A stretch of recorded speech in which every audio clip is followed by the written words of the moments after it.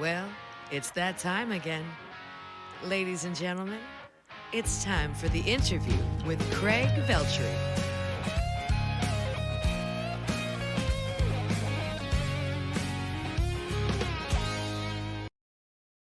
Thank you, Megan Pennington, and welcome to the interview. It is the final interview of 2025. It has become tradition that our guest is the woman who made so much possible in my life. She is the owner of Scarfire Media, lead singer of Moonshine Jasmine, and my tag team partner in Moonshine Vagabonds. I've been giving regular updates on the album to be called Inside the Cabin on the program over the last few months. We are thrilled to announce that the title track will be the lead single, scheduled for release on February 13th, 2026. I'll take a moment here to thank Dallas Jack and Spade Creative for all of his diligent work, and we look forward to putting the final touches on it in January of 2026. As for Megan's musical ventures, I'm thrilled to say that Moonshine Jasmine's new single, Crazy Out There, will be the last song to be played on the interview in 2026.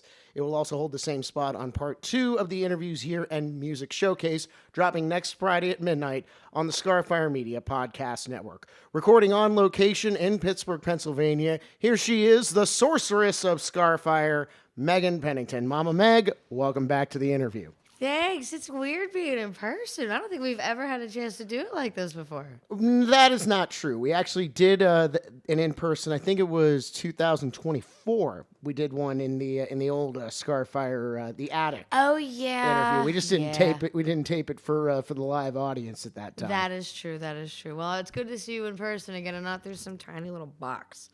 Well, always good to not be seen in a tiny little box. But so let's just begin as far as it's crazy out there. We talked in the last interview the necessity in your mind to re-record and re-release Crazy Out There. How do you feel about not merely the reaction you've been getting from your audience, but just from the base level, how you feel it turned out? Oh my gosh. I love Crazy Out There, honestly. First and foremost, I need to give a ginormous thank you to Mr. Small's recording studio. Specifically, we had Hunter Ira McQuaid and Larry Luther. Larry is the gentleman who actually helped me record Free back in 2014, if you can believe it, which is crazy. Ha! That was How a funny appropriate pun. for Crazy Out That's There. a funny pun, but it felt like a definite full circle moment for me.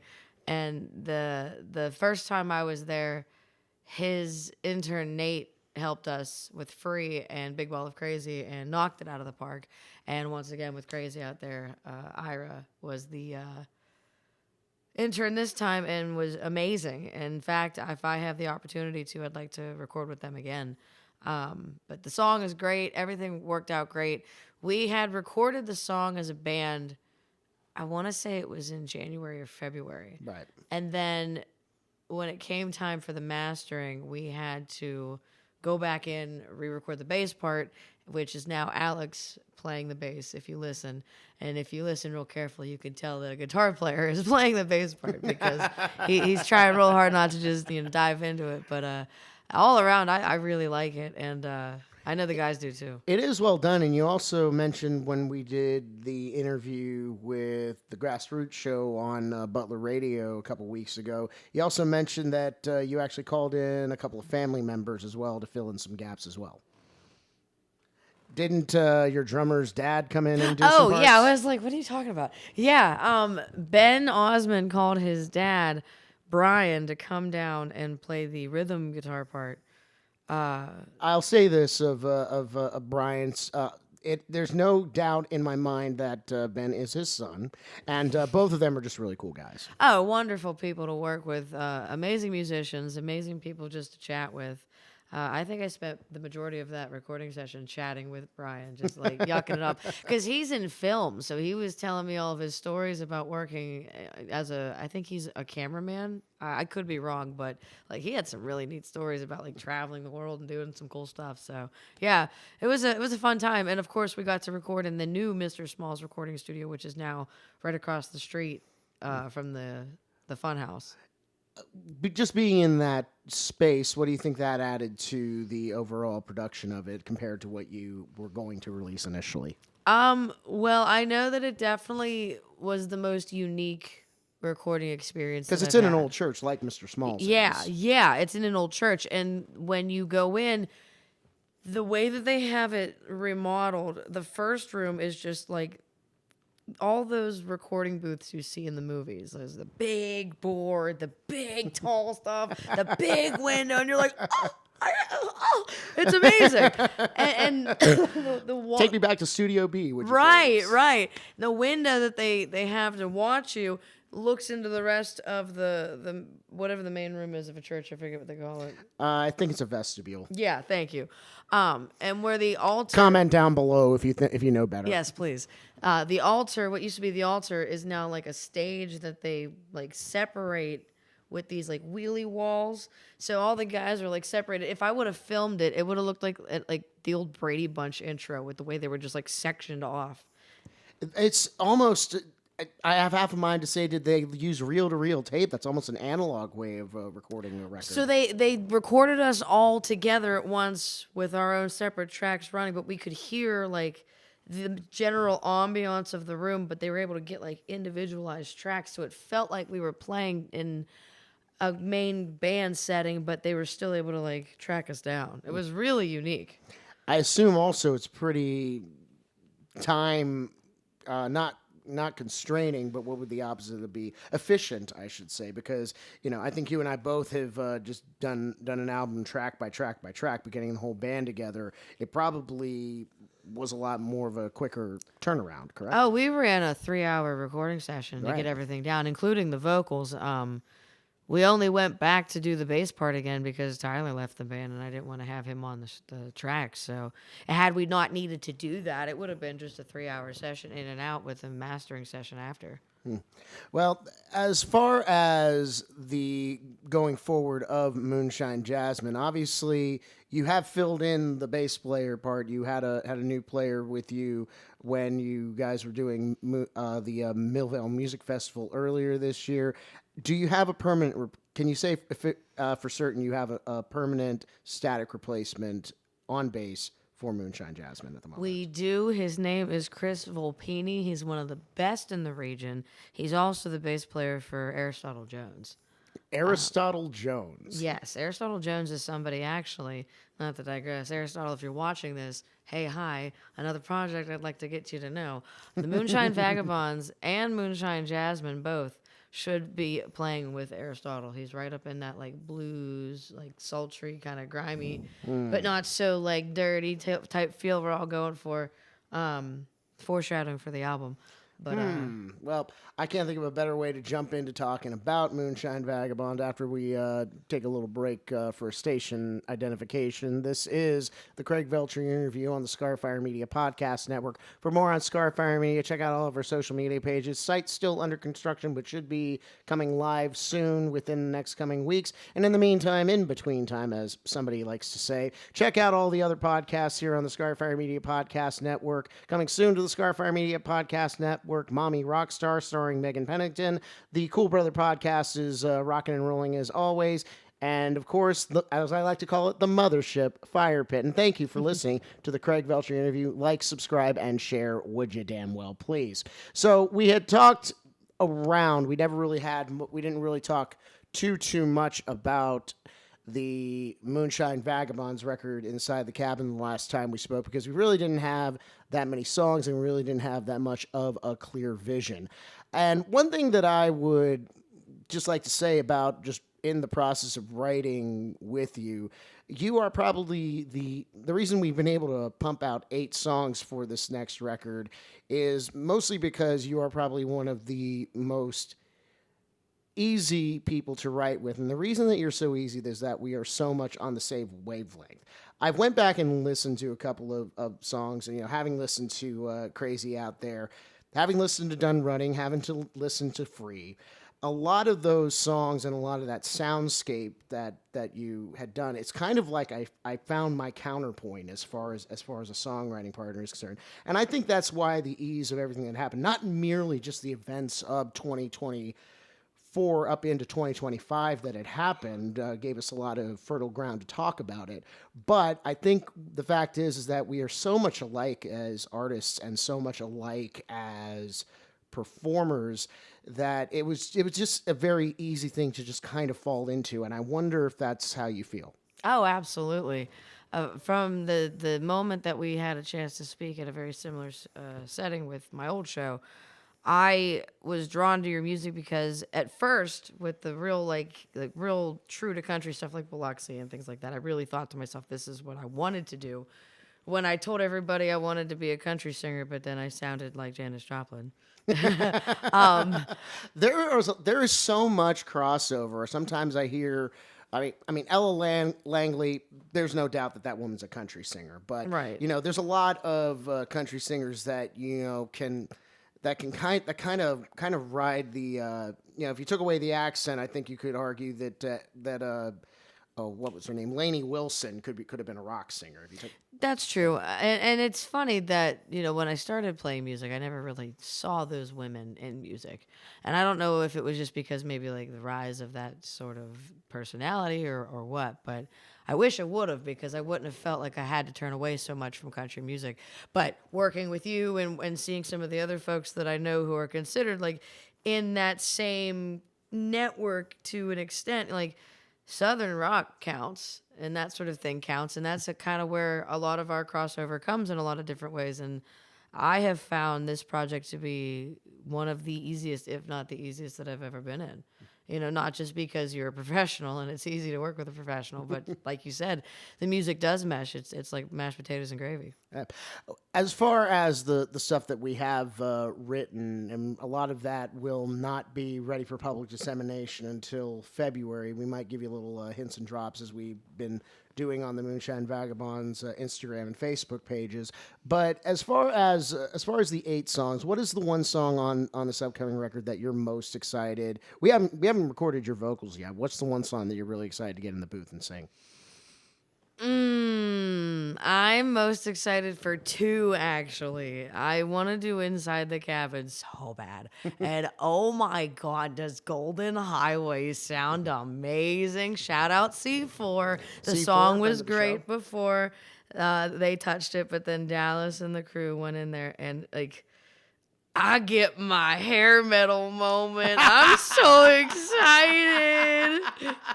Yeah, I heard that. Ow! You put in there, and I'm like, yes, Craig, you got it. Well, that is a direct note to the eventual singer, you Mama Meg, because that song, that is so much a song that was dead, buried, and I didn't know of any way to use it, and I didn't get the opportunity to talk to.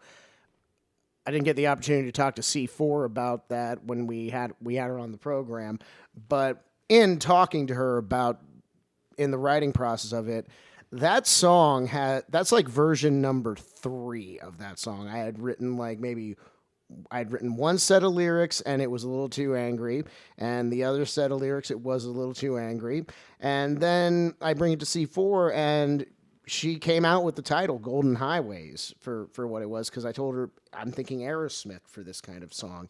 Aerosmith and Led Zeppelin, specifically a song called Wearing and Tearing was what I kind of had in mind for it. And as soon as I got that lyric, I'm thinking to myself, and as soon as I came out and sang it, and I'm like, my voice is going to be dead in 5 years if I have to sing this every night if this song actually catches on. I wonder if I can get a woman to sing it. And it was around that same time Moonshine Vagabonds were starting to get our bearings, and we already had kind of the song, and I pitched it to you, and you practically begged me for this song. Yes. You mentioned Inside the Cabin, the title track, and that is going to be the lead single on the record to come out on February 13th. And that song, we talked about it already, as we already mentioned the Grassroots Show interview. Check it out on their website, 997rocks.com, to hear that full episode. It's still up there, and we might even give you timestamps if you ask us nicely. But when we talked to Utah and Bob about that particular song and played them that particular song, it reminded me of how we came to write that song. Eventually, I think you had a song. I think it's called at this point either "Lowball" or "Scratching at My Green." Is that actually going to be? I forgot about that song. Oh, I thought you and Moonshine were gonna. Yeah, use it. I was supposed to, and then we never did anything with it. Huh. I should find the notes for that. Well, the note for it was, for me anyway, was to kind of find like a Muddy Waters riff. And what usually happens, I've been finding out in some of my sessions, when I attempt to do something, it turns out something completely different. And, I just can't help but wonder, the it was fortuitous that we didn't even have a song yet called Inside the Cabin. We had the title for the record. We knew the record was going to come out all along. And so when we sat down to write that song, I think I already had the first verse, and it was kind of a trade-off.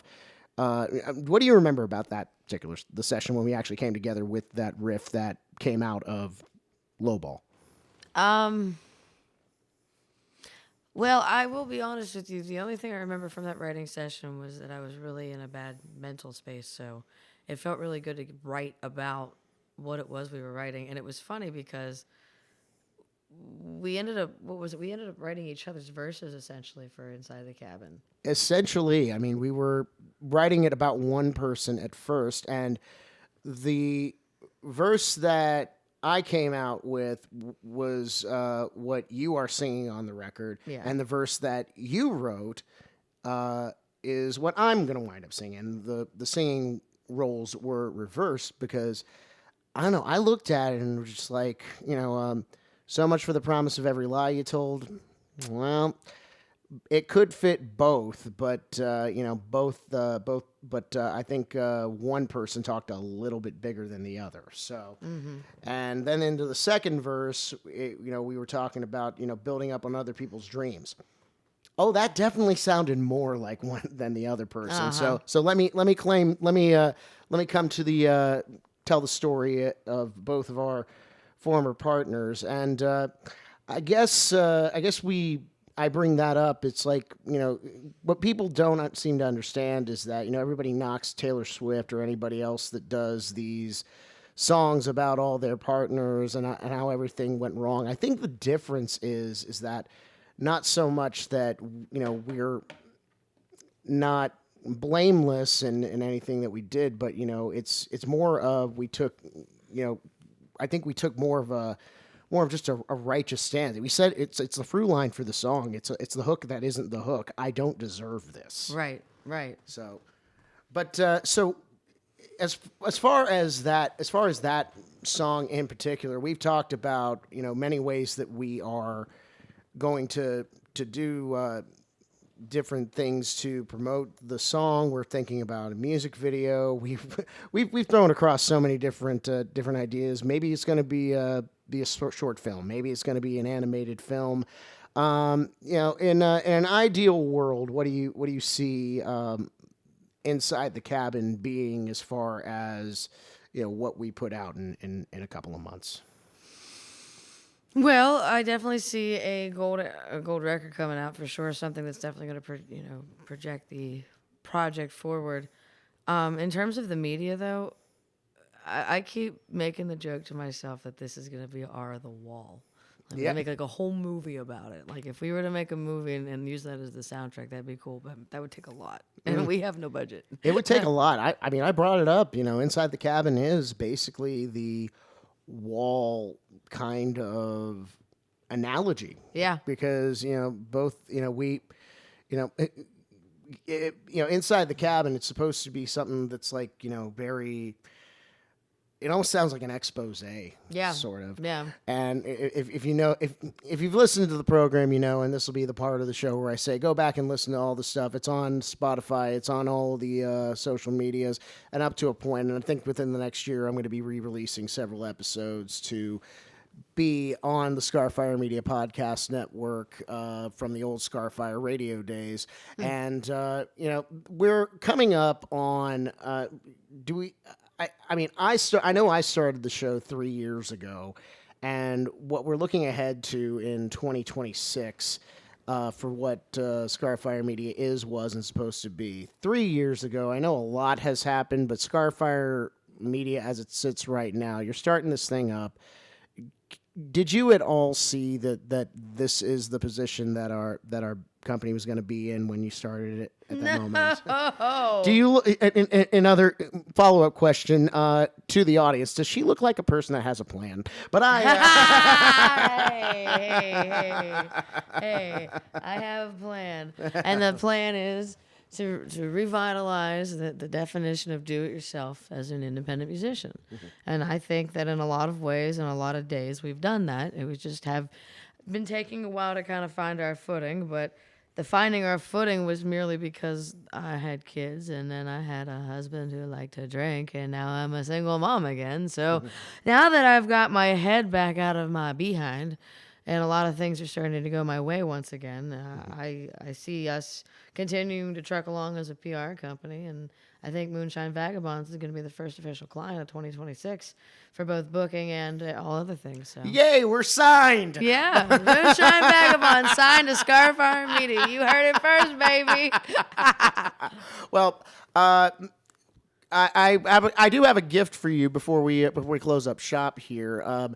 Normally, we end the interview with a nice way of closing called the Craig-Veltri interview. However, because Megan has been on this program so often, I have decided, and I have a lot of repeat offenders on this program, I've decided to debut here on this episode the No Kiddin Questionnaire 2.0. So, same story as before, a couple of rapid-fire questions. First thing that comes to your mind, Mama Meg, here we go. Bonus question right at the top, New Year's resolution. New Year's resolution, stay single. Stay single. I'm going to be single this year. Megan, I've been finding this out myself. We're too hot to be single. Right. Well, then what are you saying, Craig? I'm just kidding. Again, we're saying we're still Conway and Loretta, not Johnny and June. The questionnaire proper. What sound or noise do you love? What sound or noise do I love? The sound of a lighter. The sound of a lighter. Enough said. What sound or noise do you hate? The sound of chewing. The sound of chewing. Oh my God. If I'm in a room with somebody and it's quiet and they're chewing. Note to self, do not put you next to Pittsburgh Steelers special teams coordinator Danny Smith. If you know, you know. What is the one song that you are not yet tired of playing, singing, or listening to? Stick Season, Noah Khan. Great song. Mm-hmm. And a great artist. I think he's somebody that we, you have that song back pocketed for sure. Yeah. So I love his stuff. If reincarnation is a real thing, what animal or organism do you hope to come back as? A coyote. Why? Well, because when I was younger and I was trying to find myself, I actually found myself hanging out with the furry community. And I was given the persona of a coyote because, as I was told, my personality is both zany and stoic of that of a coyote, and I kind of agree with that in ways. So, I don't know enough about coyote's personality, but they got to know you very well. What is your favorite food to make at home?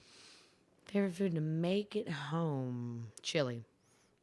Do you have any special ingredients to go into that chili? Do you use any special kind of spices? Is there a certain kind of meat? It's different every time. I make a beef-based chili, and then I just kind of use whatever kitchen sink type seasonings I got. I do like to use real peppers and onions and things like that, though. Me too.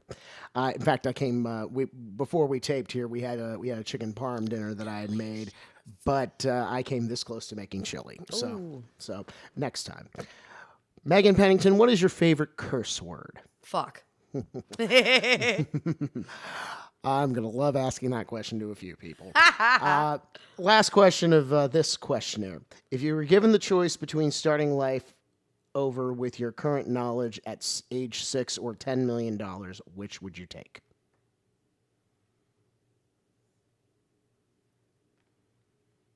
$10 million. Why would you say that? Because if I started over, then I wouldn't be able to get my kids. And I like them.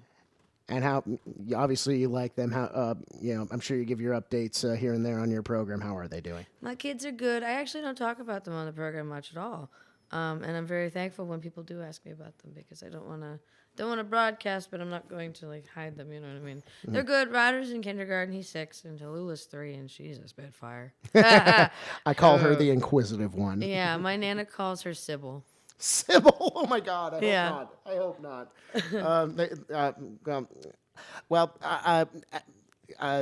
Have you gotten word from Santa if they've been good or bad? Yeah, they've been pretty good. Okay.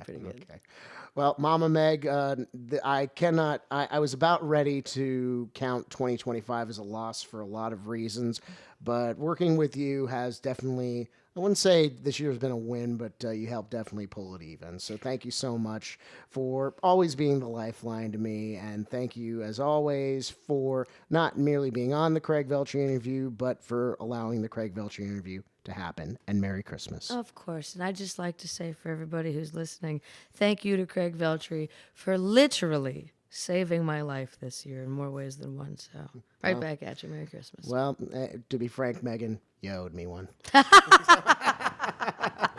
And Happy New Year on that. Happy New Year and Happy Festivus. The Craig-Veltri interview, where Craig-Veltri interviews wonderful people, is a production of Scarfire Media, the voice of the independent artist. Written and edited by Craig-Veltri. Your announcer is Megan Pennington. The opening theme, Shut Up I Love You, written by Trenton Chandler and Craig-Veltri.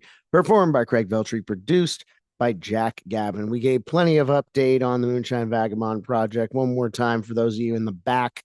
The single for Inside the Cabin will be dropping on February 13th, 2026, with the album to follow later on in spring 2026. Keep it locked on all of our social media. We're going to be putting out contact in a flurry within the next couple of weeks. So follow Moonshine Vagabonds on Facebook and Instagram. Time now to update the event calendar because you must know where I am at all times. Friday, December 19th, G's on Liberty in Bloomfield on Liberty Avenue from 7 to 9 p.m. For full dates, including Pittsburgh, Canton, Ohio, Nashville, and Memphis, visit craig-veltri.bandsigle.com. For booking info, including full band in this podcast, email me at craig-veltri@gmail.com. You can find the interview on Facebook by searching the Craig-Veltri interview, YouTube at Craig-Veltri Music, and you can find me on Instagram, or as my old roommate, the Tommy Thomas, used to call it, Instagirl, at craig.veltri. For Megan Pennington, I'm Craig-Veltri, and this has been the Craig-Veltri interview. With that, I'll pass. Here's the latest from Moonshine Jasmine. It's crazy out there on the Craig-Veltri interview. Proud member of the Scarfire Media Podcast Network. Happy holidays.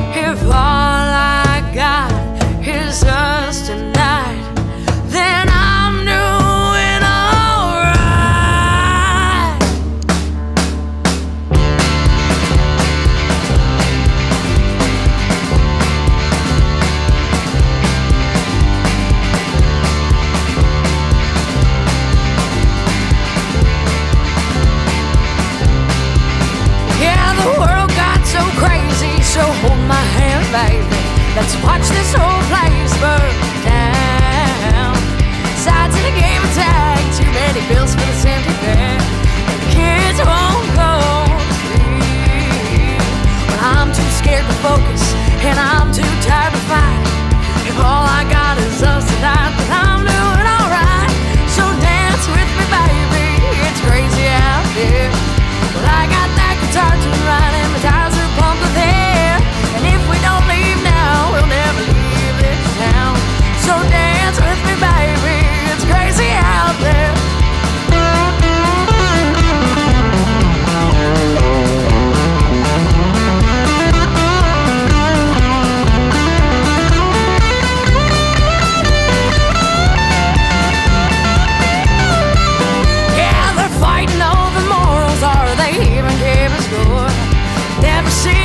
cut so deep. And I don't care what you do, be kind to the world around you. Why's this life gotta be so mean? Well, I'm too scared to focus, and I'm too tired to fight. If all I got is us tonight, then I'm doing alright. So dance with me, baby, it's crazy out there. Well, I got that guitar tuned right and my tires are pumped to there. And if we don't leave now, we'll never leave this town. So dance with me, baby, it's crazy out there. Let's dance.